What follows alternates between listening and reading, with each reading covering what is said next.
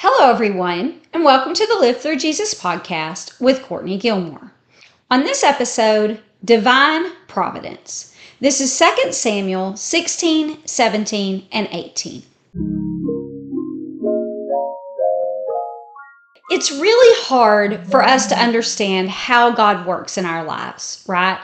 Whenever a specific thing happens, often we want to try to figure out, where is God in this? What is he doing? Why is he doing it this way? Why isn't he doing anything? And we are not ever going to understand all of the ways of God.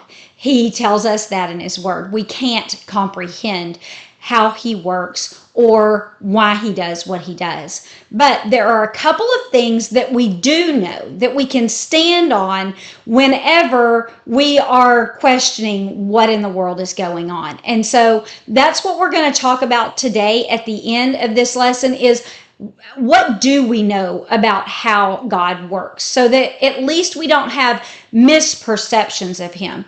We are not ever going to completely understand God, but we don't want to misunderstand him, right? And so all through David's life, we see God working. And today we're going to see that he actually withdraws his hand of protection from David in certain ways, and then protects him and completely orchestrates certain things to keep him protected and to make things happen the way that he wants them to happen in other circumstances. And so let's go ahead and go through this story. We'll see how God is working in David's life, and then we'll talk about what the Bible says about how God intervenes in our lives and why sometimes maybe he doesn't intervene. So if you will remember, we've been going through this long story that started with David and his sons, and one of the sons raped one of the half-sisters, and then his other son killed him for that. He was in exile for several years. David finally brought him back, and they seemingly have reconciled, and then all of a sudden Absalom turns on him, and he has run David out of Jerusalem. And so that's where we pick up our story today. David is in exile, and Absalom is just now coming into the city of Jerusalem to, sit there as king. That is where we are starting today. And remember that he has his counselor that he has brought with him that used to be David's counselor, Ahithophel. This is Bathsheba's grandpa. And he has decided to leave David and take Absalom's side. And so both of them come in along with all of the men that have gathered around him from all of the other tribes. And they arrive at the gate of Jerusalem at the exact time as Hushai arrives there. And remember, Hushai is David's friend. He actually is on David's side. He went to David, and David said, "You would be more useful to me if you would go back and advise my son, be an opposing counsel to Ahithophel, so that he can't, come and hurt me, so that Ahithophel's counsel turns to foolishness." That's what he asked God. David said, "Please turn Ahithophel's counsel to foolishness and don't let his plans prevail against me." And so he asks Hushai, "Go and be an opposing counsel so that Absalom can't come and kill me, so that the plans don't work." And so he comes into the city at the same time as Absalom, and he says, "Long live the king." And Absalom's like, "Wait, you're my dad's friend. Why aren't you with him? You're not a very loyal friend, are you?" And he says, "No, I'm actually not. I'm not a loyal friend because I'm not loyal to your dad. I'm actually loyal to the throne. And so I'm here to serve whoever God and the people select as king. And better for me that it's David's son. And so I'm willing to serve you." And this seems like a good enough answer to Absalom. And so he says, "Okay, you can come into my council too." But he turns to Ahithophel as his first act. He wants to know, what should I do? What should my first act as king be? And in verse 23 of chapter 16, it says that the advice of Ahithophel, which he gave in those days, was taken as though one inquired of the word of God.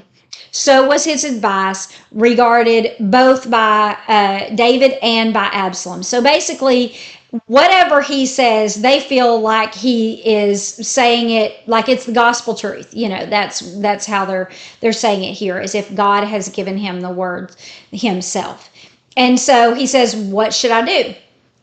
And Ahithophel doesn't give him the words of God. This is not something that God would say, and we will talk about that at the end of our lesson. But he gives him advice that all of the other people in all the other nations, things that they would do.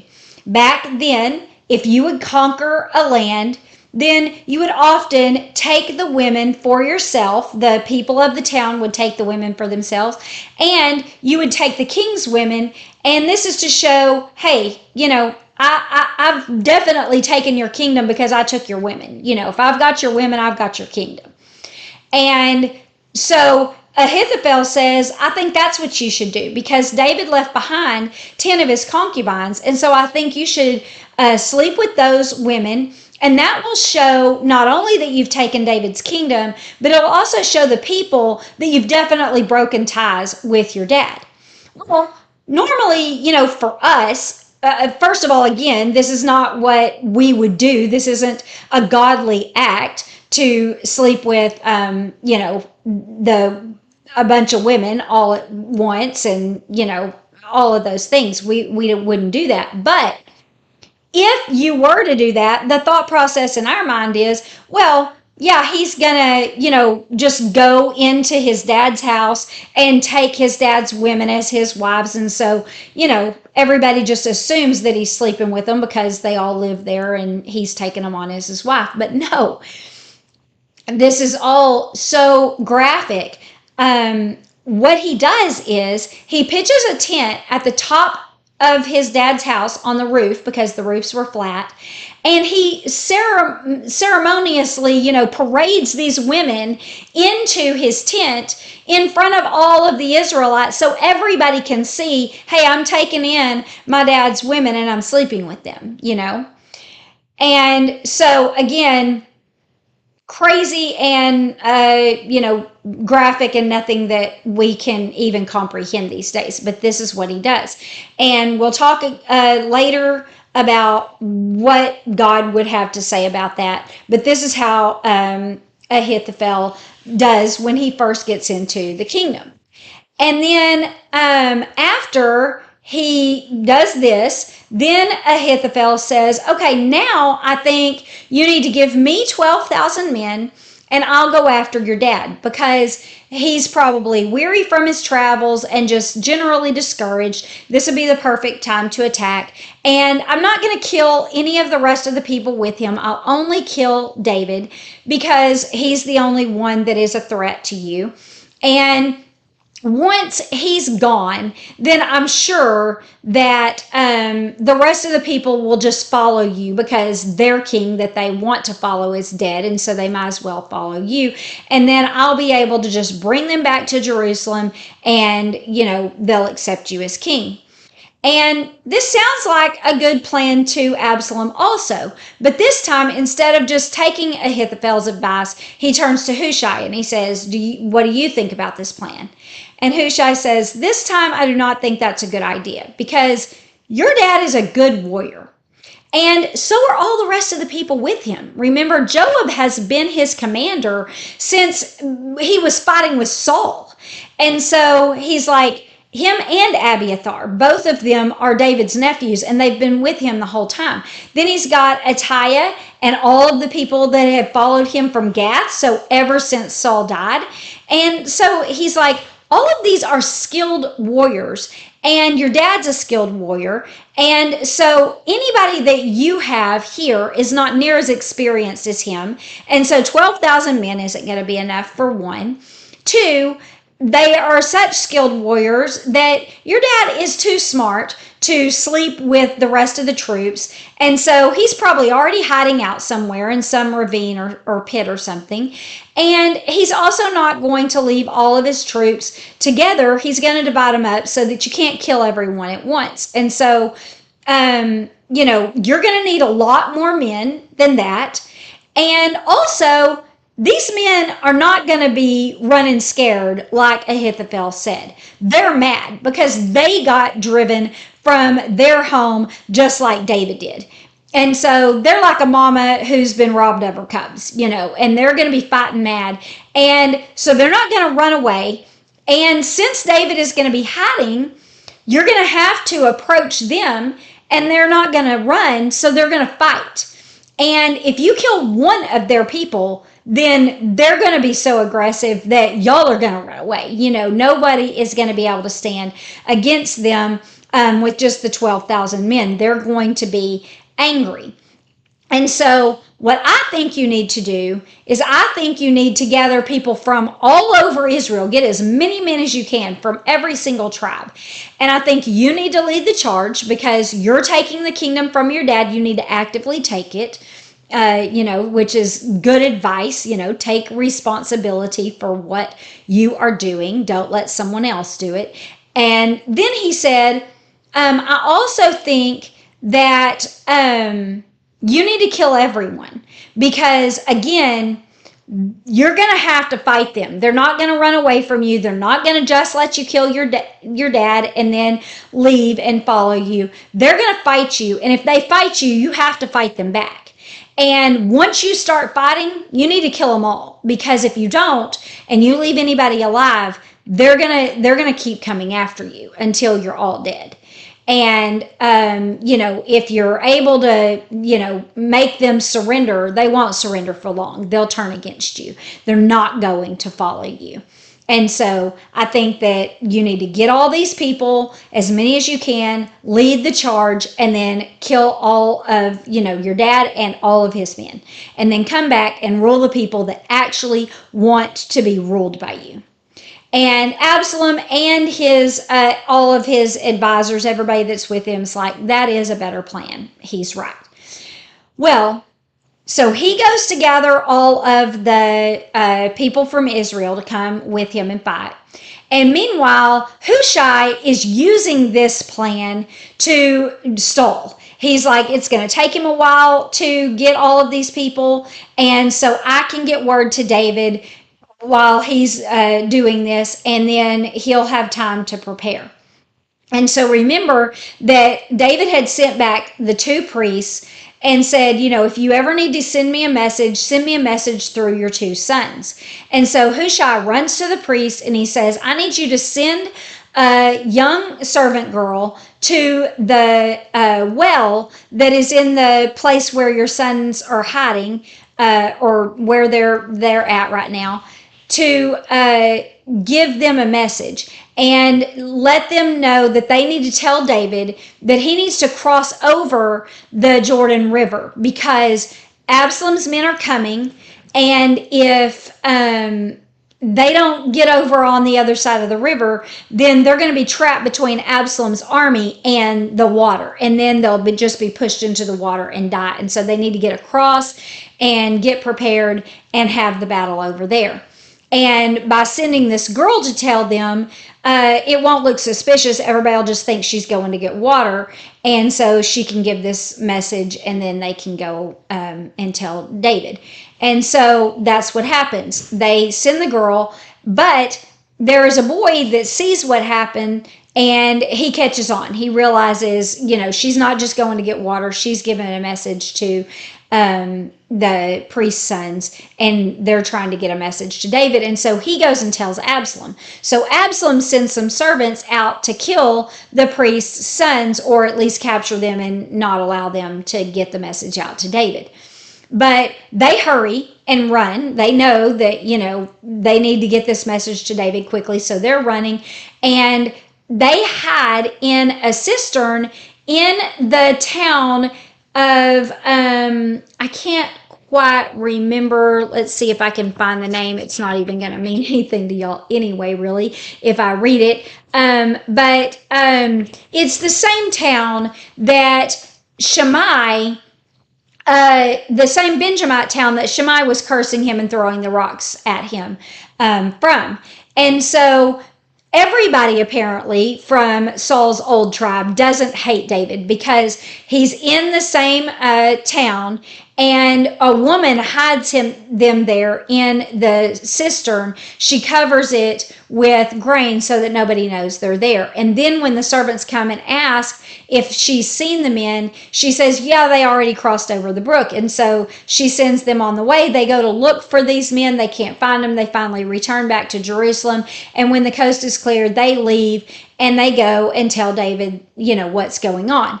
And it says, by morning, David has already gone to across the river, and everybody is across the river. And then we find out that during this time, the Ahithophel, when he realizes that Absalom didn't take his advice, he's like, well, we're all going to die now. And so I'm not going to go with them to battle. I'm not going to get killed by David and his men. I am a definite betrayer because he was working in the council of David. And so he says, they'll be after me. I'm not going to allow them the satisfaction of killing me. I'm going to kill myself. And so he goes to his house, gets everything in order, kills himself, and is buried in his dad's tomb. And then Absalom takes as his commander his other cousin. So David has Joab and Abiathar, which are his nephews, cousins to Absalom. And this guy is a cousin to both Absalom and Joab and Abiathar. They're all sisters of David's mom. And so kids of the sisters. So anyways, they're all their cousins. And so he chooses Amasa to be his commander. And then David takes Abiathar, Joab, and Attiah and separates his troops in thirds and makes each one of them commander over those troops. And then he gets all the way to, they all go before he separates them out. They all go north 37 miles to the place that Ishbosheth was ruling whenever he was an opposing king to David. So remember that right after Saul died, Abner, his commander, put Ishbosheth, his only living son, in charge as the new king. But Judah adopted David as king. So David was ruling in Hebron, and Ishbosheth had crossed the river, and he was ruling over all of Israel except for Judah in this city in Gilead on the eastern side of the Jordan. Well, David was ruling in Jerusalem when his son went to Hebron, which is where he ruled over Judah, and he pronounced himself the king of Hebron. But then when David left, he went into Jerusalem, and David went into the basically capital that Ishbosheth ruled from on the eastern side of the Jordan. And so again, there are two kings, each ruling, one in Jerusalem, one in Gilead. And so that's how this is playing out right now. And when David got there, 3 men came to welcome him. One of the men, he is the brother of Hanam, which is the vassal king that David put in charge of the Ammonites. Whenever they defeated the Ammonites, he let an Ammonite still rule over that land, but he was under David's control. And this is his brother. And this would have been a perfect time for them to, rebel against David, but apparently they like him. And so he comes and brings some animals and some food to him, along with Machir, which was the one who sheltered Mephibosheth whenever, remember, he is the only son that lived of Jonathan's whenever whenever Jonathan and Saul and all of his brothers got killed, Jonathan's brothers got killed in the battle, his son is the only one that survived because he was very young. The nurse was running with him. She dropped him. He became crippled. And so Machir is the one that took him in. And David found him at Machir's house and brought him to Jerusalem to take care of him there. And so this guy Machir also came to take care of David whenever he fled from his son.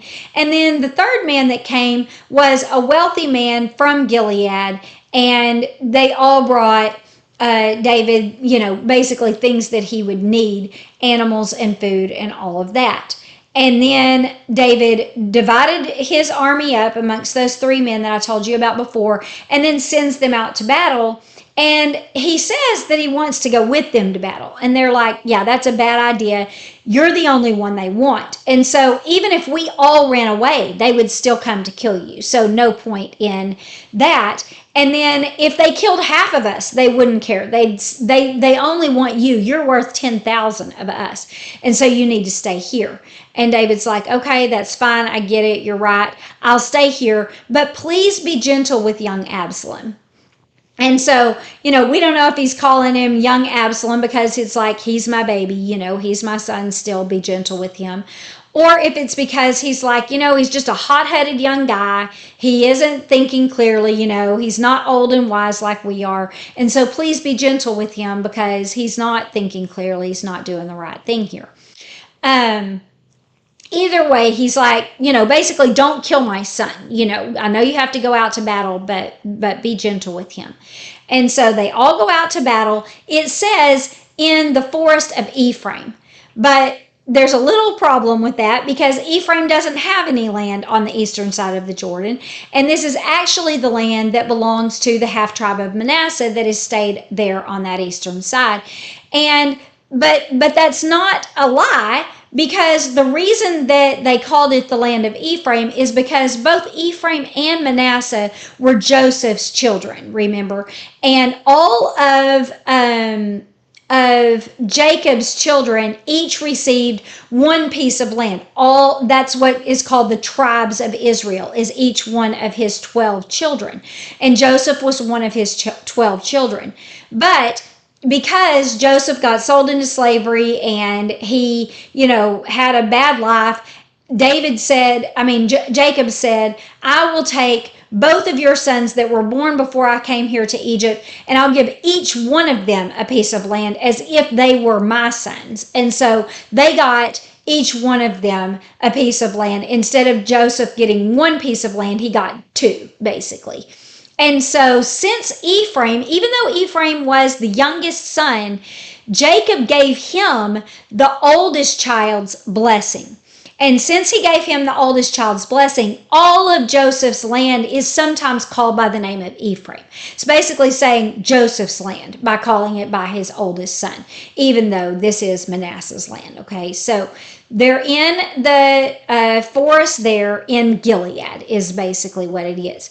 And that's what it was. It was Gilead's land before Manasseh took it over.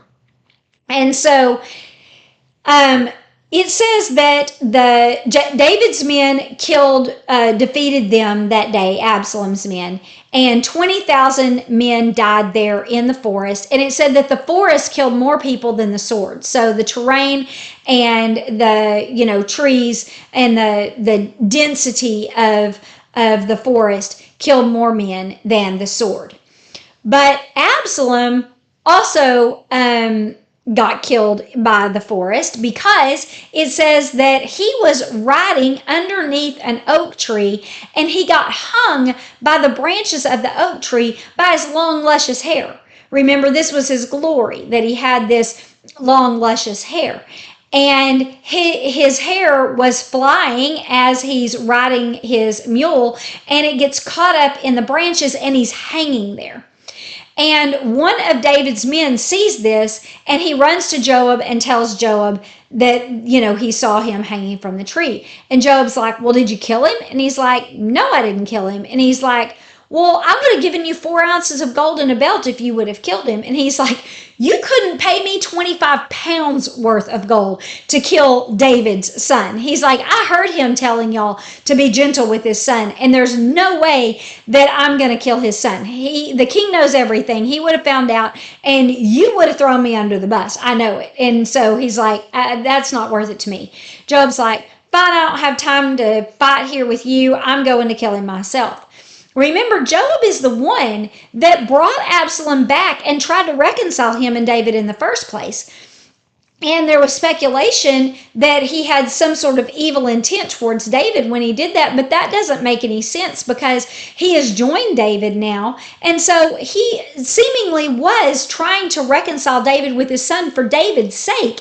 And now David's son has betrayed him too. It's like, I brought you back. I was doing that for your dad, but I got you, back into the family, and now you have betrayed him. And so you betrayed me too. And so it probably gives him some satisfaction to be the one that kills him. He definitely wants him dead. And so he leaves and finds Absalom in the tree, and it says throws 3 javelins at him, kills him, but also his armor bearers surround him, 10 of them, and they also strike Absalom while he's hanging there in tree, just for good measure, just so they can make sure that he's dead. And then Joab blows the trumpet and calls off all his men and says, we've won the battle, quit fighting. We'll leave the rest of the guys alone. And then they don't dignify Absalom with a proper burial. Instead, they dig a pit and throw his body in the pit and throw a pile of rocks over the top of it.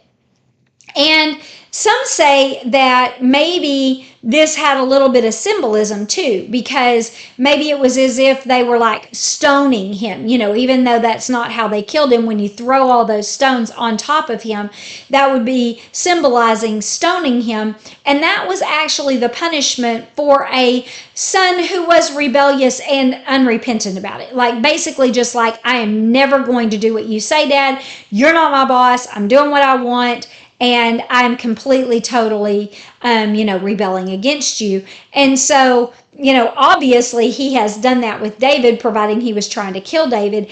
And so they were saying, maybe it had a little symbolism that they just cover him with a big pile of rocks. It also drew a stark contrast between a pillar that Absalom set up for himself in the King's Valley, which is just outside of Jerusalem, because he said, I don't have any sons to carry on my name, so I'm going to set this pillar up for myself in my own name because I don't have anybody else to carry on my name. And so this would have been like this big monument that he set up for himself. And they're like, yeah, you don't get that. You just get a big pile of rocks. And so he got, obviously, what he deserved. If you'd like to receive this as a written lesson, then go to LivethruJesus.substack.com and become a paid subscriber there. With your subscription, you'll receive 4 lessons every month by email and access to all the previous lessons. And digital studies are great because all of these scripture references are linked, and so you can just click on them right from your device. You don't have to flip through your Bible, and you can change it to whatever version you want to read the lesson in. Then digital studies are also good if you'd like to do them with a group, because you only have to get 1 subscription, and then you can just print off all of your materials, so everybody doesn't have to get their own book. And so it's only $6 a month or $60 a year, and you'll just be able to do continuous studies with me. So go to LivethruJesus.substack.com if you would like this written study. That is the story, but I want to talk about this. First of all, fact that Absalom slept with all of David's wives, and then how God took care of David throughout this entire ordeal. And so even though it says that everybody regarded Ahithophel's words as, the gospel truth, as God's word, it was not. This advice that he gave to Absalom to sleep with all of these women was not godly advice. This is not something that God would have condoned, because God said in the same chapter that he said that you're not supposed to sleep with your half sister, and that's what, started all of this mess with Amnon. He also said that a man is not supposed to sleep with the same woman as his dad. And so Absalom was doing that. And so God would have never told him to do that. But this was a fitting a punishment for David. Remember, God told David through Nathan that his son would raise up the sword from his own family, and that other people would sleep with his wives because he had slept with Uriah's wife. And so I'm going to read you that. This was David's punishment given to him for sleeping with Uriah's wife Bathsheba.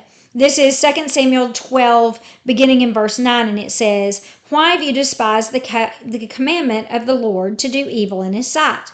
You have killed Uriah the Hittite with the sword, and you've taken his wife to be your wife, and you've killed him with the sword of the people of Ammon. Now therefore, the sword shall never depart from your house, because you've despised me, and you've taken the wife of Uriah the Hittite to be your wife. And so, I, the Lord, will raise up adversity against you from your own house." So that's what's happened with Absalom. "And I'll take your wives before your eyes, and I'll give them to your neighbor, and he will lie with your wives in the sight of the sun. For you did it secretly, but I will do this thing before all of Israel, before the sun." And so that raises a couple of questions for us, right? Because was that just a prophecy by God saying that that's what's going to happen to David? Or did he cause this to happen as his punishment? This does seem to be David's punishment, right? From God. He says, I'm going to cause these things to happen. But how does God cause these things to happen? That would be the question. And so if God didn't give these words to Ahithophel because that would be a sin, then how is it that he used this to be a punishment to David, right? What happened is that this was a prophecy to David on what would happen when God withdrew his hand of protection from him, when God chose not to intervene. Because these things, the son wanting to kill the dad when there's a dynasty so that he can get the kingdom, we all have heard, stories from back whenever there were dynasties, that the dad would worry that the son would try to kill him so he could take the throne early. It's like, dad's past his time, I want to get the throne. And so he would be paranoid about that, or it would actually happen. So that's a natural thing that happened. Also, a natural thing is for whoever takes the throne to sleep with the women to prove that they have actually taken the throne. And so what God did is he withdrew his hand of protection and decided not to intervene when Absalom did the exact thing that normally happens, where a son would rise up against his father thinking he would be a better king than his father and rushing the rise to the throne, and also the sleeping with the concubines. Now, did God orchestrate that he slept with them on the roof, the exact same roof most likely that David was first tempted with Bathsheba on? Right? That makes sense. That makes sense that God would have orchestrated that. And he said, I'm going to make sure that everybody knows it, that it's not a secret, so that it's on that same roof and that it's not a secret. Yeah, that's orchestrated by God. But God wasn't going to tell Absalom to lie, to sin. God doesn't, the Bible tells us that God isn't tempted by sin, and he doesn't tempt us to sin. I'm gonna read you James. We've talked about it before, but I'm gonna read you James 1, because this is when God tells the people that he does not cause people to sin. This is James 1, beginning in verse 13. Let no one say when he is tempted, I am tempted by God. For God cannot be tempted by evil, nor does he himself tempt anyone. But each one is tempted when he is drawn away by his own desires and enticed. Then, when desire has conceived, it gives birth to sin, and sin, when it's full grown, gives birth to death. And so that clearly says God does not tempt anyone to sin. He cannot do evil, and he won't tempt you to do evil. And so he did not orchestrate that. God did not tell Absalom, you need to sin so I can punish your dad, in the same way that he took Uriah's wife. I want you to take his wives. He didn't do that. But he did withdraw his hand of protection from David as a punishment, knowing that these are the things that a son would be tempted to do, to take the throne from the father, and he was going to allow that to happen, allow him to rise up against his father. And then he also was going to allow him to take his wives. Maybe he did, like I say, allow him to do it on the roof and where everybody could see it, because that's just such a weird thing. But that is all. But God didn't withdraw his hand of protection from David completely, right? Only selectively, only so that he could suffer specific punishments that were, fitting for the crime that David had committed. But the rest of the time, God was still with David, and he was still protecting David, right? Because he gave him Hushai to give him the right counsel. He made Ahithophel's counsel foolishness, just as David asked him to. He allowed him time to get word to the two priests, and then protected the two sons while they got word to David. He let him get over into the other side of the Jordan River safely. He let him make it all the way up to the capital. He let David still have his core skilled warriors with him. Joab and Abiathar both stuck with him the whole time. All the Gittites and the leader of the Gittites, all of those people stuck with David. They're all skilled fighters. He also allowed those people, the three important men, to come to him, which were important men to come and serve him, because the brother of the Ammonite king, like I said, it would have been a perfect time for them to revolt, yet God gave him favor towards David instead. He also gave the wealthy Gilead, the guy that lived in Gilead, he gave him favor on him, which would be important because he's now standing in the land of Gilead. So for him to give him favor towards him, that was all important. He also got David out of the kingdom, the town of Jerusalem, so that none of the infrastructure in Jerusalem got destroyed in the battle, and instead made it be in the forest, so that nobody, no infrastructure was destroyed, and that the forest was killing most of the people. And then he also turned Absalom's plan around on himself, made Absalom die, and also in a fitting way, right? In the way that, his hair was his glory, and then that actually was the way that he died. And so God was protecting David all the while, orchestrating all of those things. So in some ways, he was withdrawing his protection from David to make his plan work out. And in some ways, he was intervening on David's behalf to make his plan work out.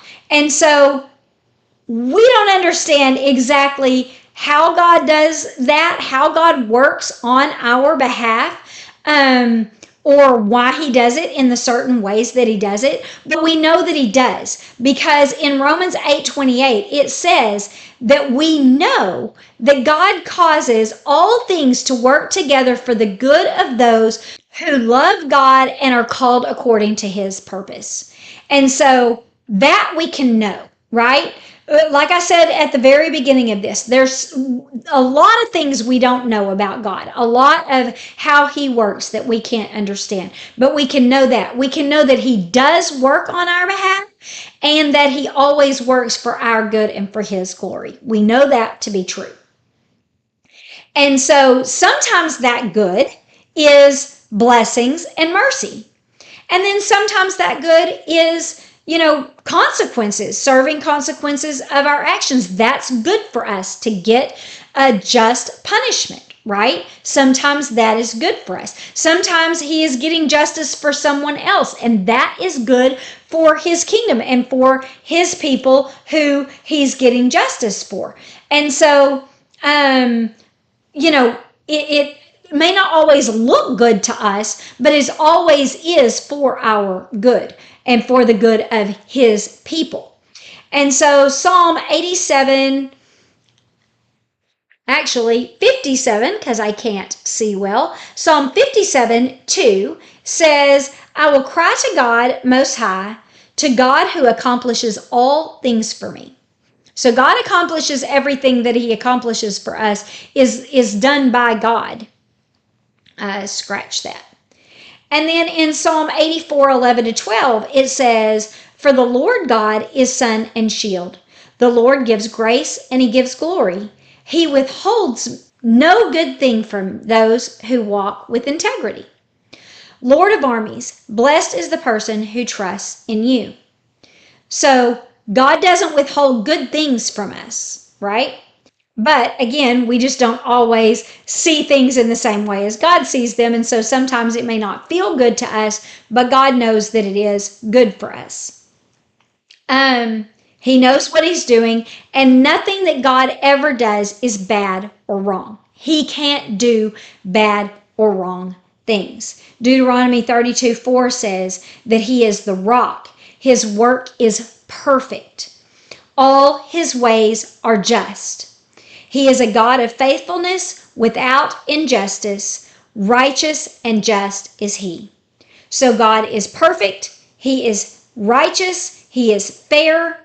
Everything he does is good and right and fair. That's what this says. And so, even though we can't understand how God works, we know he does work for us. We know that everything that he does is good. Everything that he does is right. Everything that he does is fair. The Bible tells us that. So, again, we may not understand exactly how God works, but we know that he doesn't do anything bad or wrong. That everything he does is good, right, true, and just.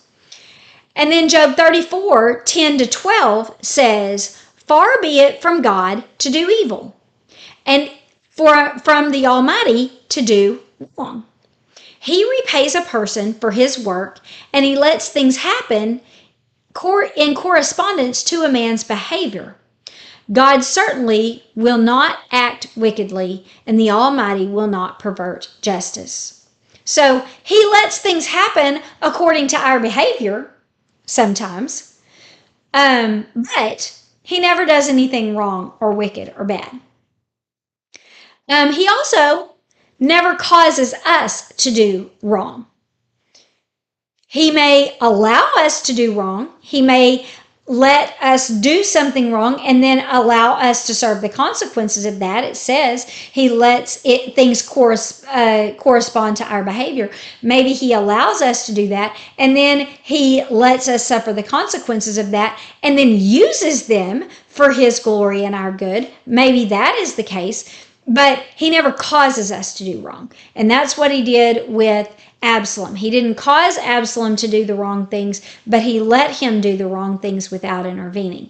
And so Joseph says this to his brothers all the way back in Genesis 50, verse 20, whenever Joseph's brothers are worried now that his dad has died, that Joseph is going to take revenge on them for selling him to the Egyptians. And he says, no, you meant that for evil, but God meant it for good, to bring about the present result, to keep many people alive. And so he says, God didn't make his brothers sin and sell him, but God used their sin to save not only, Joseph, not only Joseph's family, but all of the Jews and the surrounding area. And so he says, he took your sin, even though you meant it for evil, God took it and he used it for good. And then in Psalm 81, 11 to 12, it says, but my people did not listen to my voice, and Israel did not obey me. And so I gave them over to the stubbornness of their heart to work by their own plans, to walk by their own plans. So he's saying, sometimes I give you over to your sin. Sometimes I just don't protect you from that. And I let you do what you do, and then you serve the consequences of your actions. On the other hand, sometimes God does save us from our sins. Sometimes he does intervene and keep us from sinning. He protects us from ourselves sometimes and from the ways of this world. And prevents us from following through with our sinful plans. And so in Psalm 19:13, we see this in several verses, all when people are praying that God would protect them from their own sins, their own sinful nature. And so presumably, if we can ask for God to protect us from that sin, then he does do that sometime. And so in Psalm 19:13, it says, keep your servant back from presumptuous sins. Let them not rule over me. And then I will be innocent and I will be blameless of great wrongdoing. So keep me from premeditated sin so that I will be innocent and I won't do things wrong against you. So if we can ask that God would keep us from premeditated sin, then the assumption is that he does that sometimes. Matthew 6:13, Jesus tells the people how to pray, and part of that prayer, he says to ask God not to lead us into temptation, but to deliver us from the evil one. So, God can deliver us from those temptations, keep us from sinning. And then in Psalm 141, 3 and 4, this might be the most comprehensive. It says, set a guard, Lord, over my mouth, and keep watch over the door of my lips. Do not incline my heart to any evil thing, to practice deeds of wickedness with people who do wrong. And may I not taste their delicacies. So place a guard over my mouth means shut it. Don't allow me to say anything that would be sinful. And then don't incline my heart to evil things. So change my heart. Keep me from even wanting to sin. Keep me from that temptation. And then don't let me practice the wickedness that other people practice. Don't even let me, dabble in the things that other people are doing and want to do them. So keep my mouth, keep my heart, keep my hands, and keep my feet, all from sin.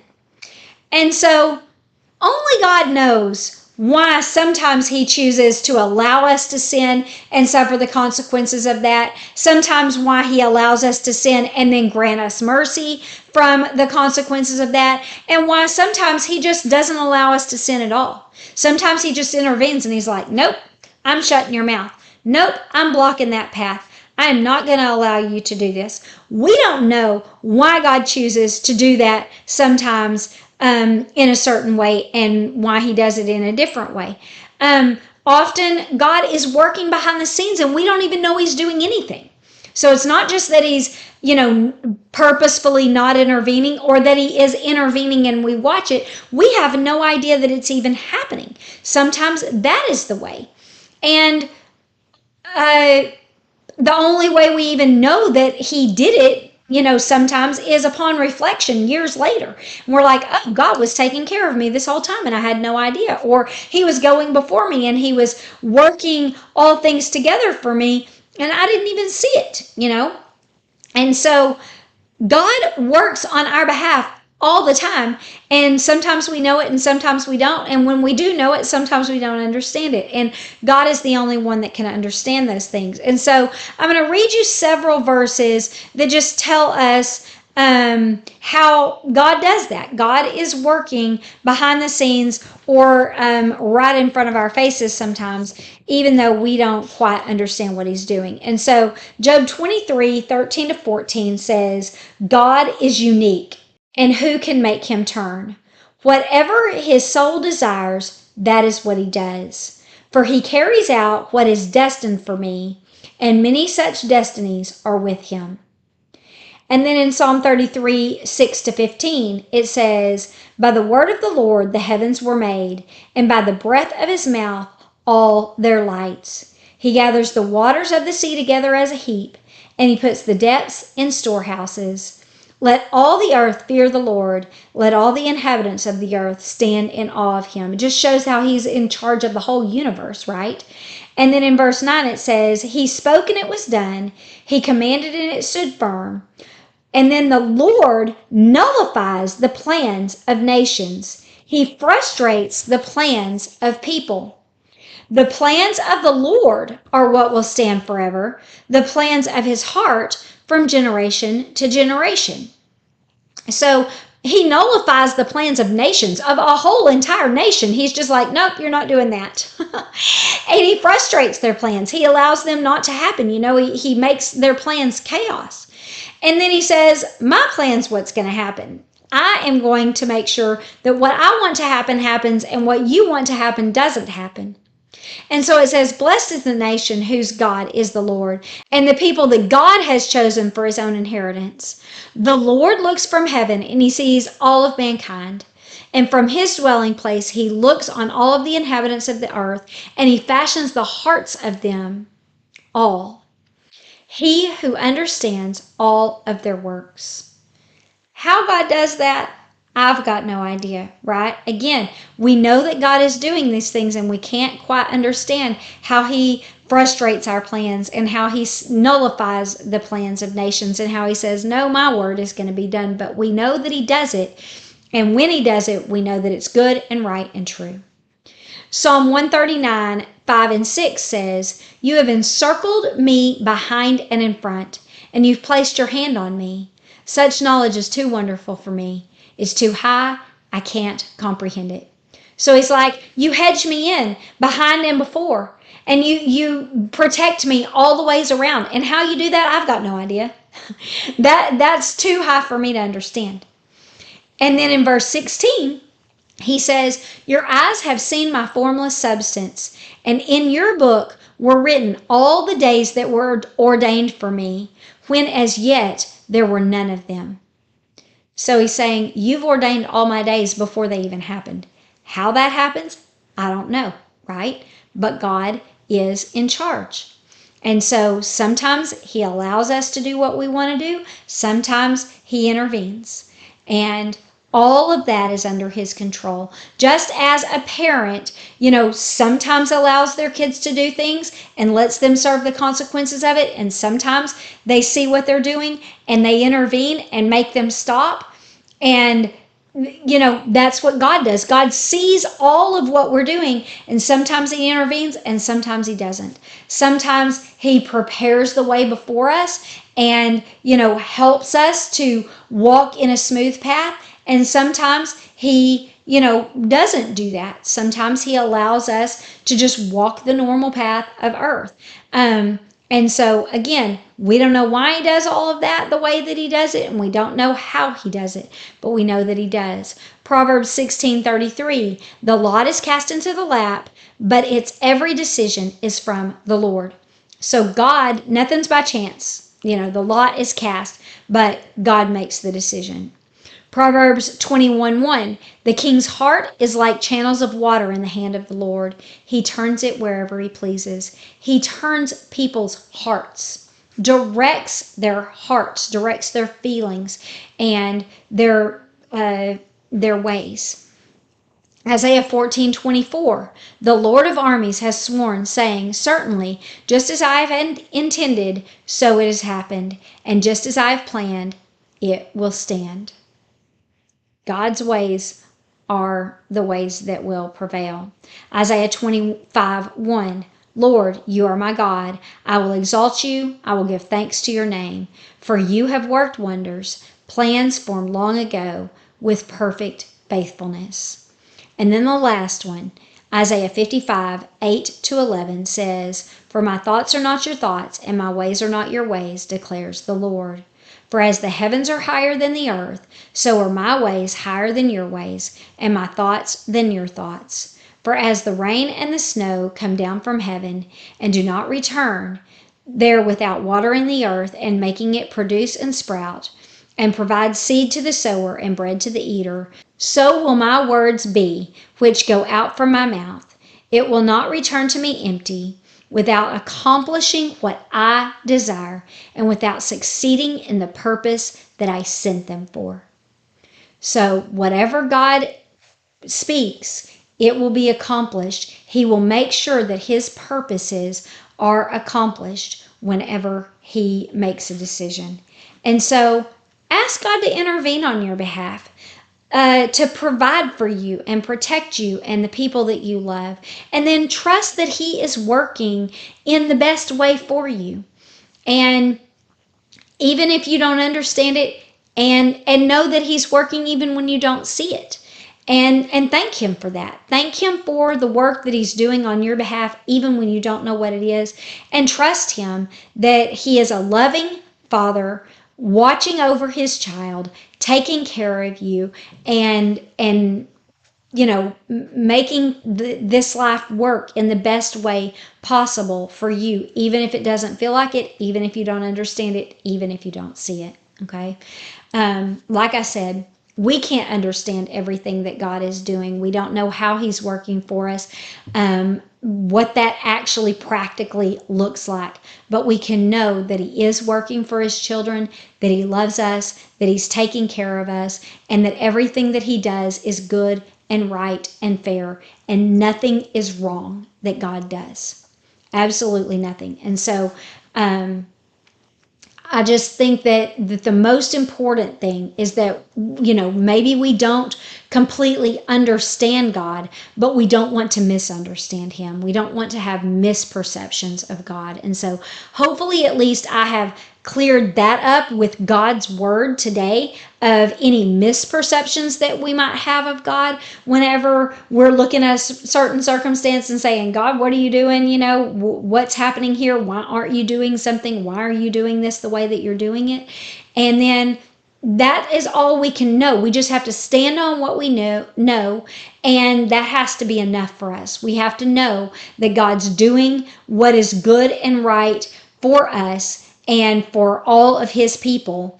And sometimes God has an entire earth to take care of people. And so just as sometimes I can't give both of my kids their way, sometimes to grant justice to this person over here, you have to get punishment. Sometimes to give what is best for this person over here, you might have to endure a little bit of difficulty in order to allow you to serve the consequences of your actions. It might hurt someone else. Those kinds of things happen, and we can't work the whole puzzle together, but we can rest assured knowing that God can. God can work the whole puzzle together. He can be a perfect parent to every single one of his children.